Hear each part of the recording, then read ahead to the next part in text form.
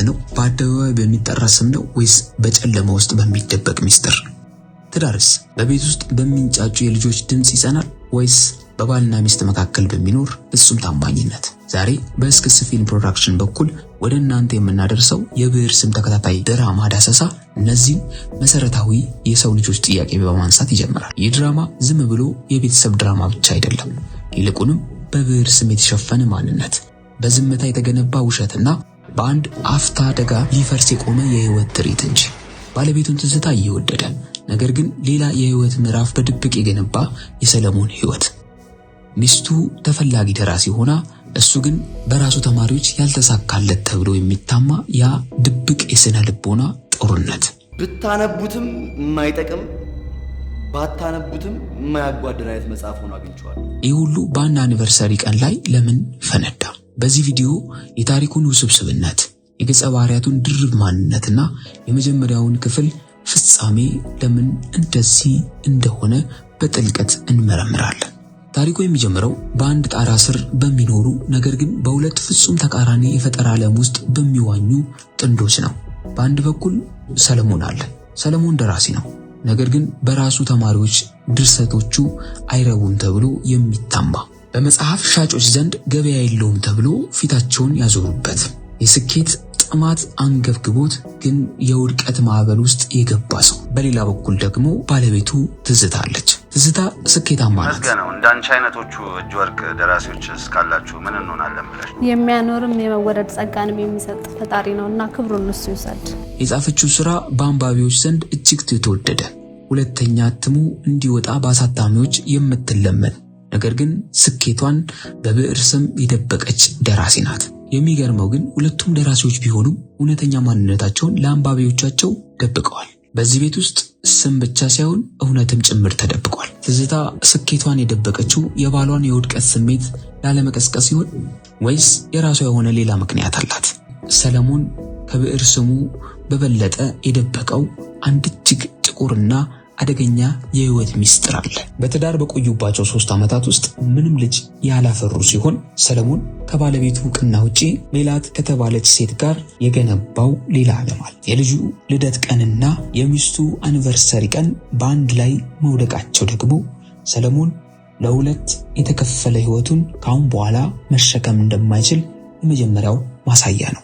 የብዕር ስም ደራሲና ዳይሬክተር ታሪኩን የገነቡበት መንገድ የተለመደ ከምንለው ተራ የቤተሰብ ጭቅጭቅ በእጅጉ የረቀቀ ነው። ሰለሞን ከሚስቱ ውጪ ከሜላት የወለደው ልጅ መኖሩ ብቻ አይደለም ዋናው ቁም ነገር። ዋናው ጉዳይ የሚስጥር ሊፈነዳ የደረሰ ቦምብ መሆኑ ላይ ነው። ሜላት ለልጇ አባት እንጂ ሚስጥር መሆኑን ሰልችቷታል። እሷ የሰጠችው የመጨረሻ ማስፈራሪያና ሰለሞን እኔ ራሴ ለባለቤቴ እነግራታለሁ ብሎ የገባው ቃል በሁለት ተራሮች መካከል እንዳለ ሰው እንዲወዛወዝ አድርጎታል። እዚህ ጋር ነው የድራማው ጥበብ የሚታየው። ተመልካች ሰለሞን እንዲጠላው ብቻ ሳይሆን አሁን ምን ሊሆን ይችላል በሚል ጭንቀት አብሮን እንዲወጠር የሚያደርገው።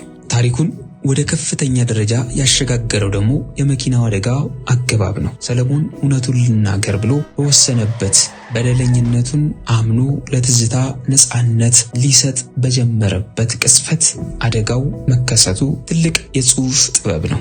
ማንኛውንም የጥበብ ስራ ስንመለከት ከታሪኩ ጥንካሬ ባሻገር ለቴክኒክ ጥራት ትልቅ ዋጋ እንሰጣለን። የብዕር ስም ለየት የሚያደርገው ይህንን የቴክኒካል ብስለቱ ነው።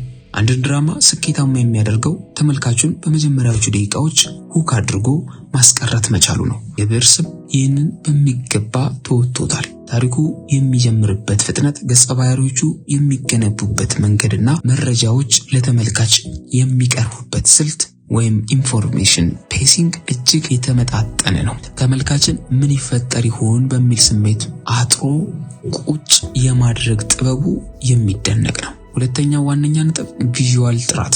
በብዕር ስም ውስጥ የምናየው የምስል ጥራት የገጸ ባህሪያቱን አቀራረብ የተመልካችን አይን እጅግ ምቹ ያደርጋል። የካሜራው አንግሎች የገጸ ባህሪያቱን ውስጣዊ ጭንቀትና ደስታ በሚገባ ይገልጻሉ።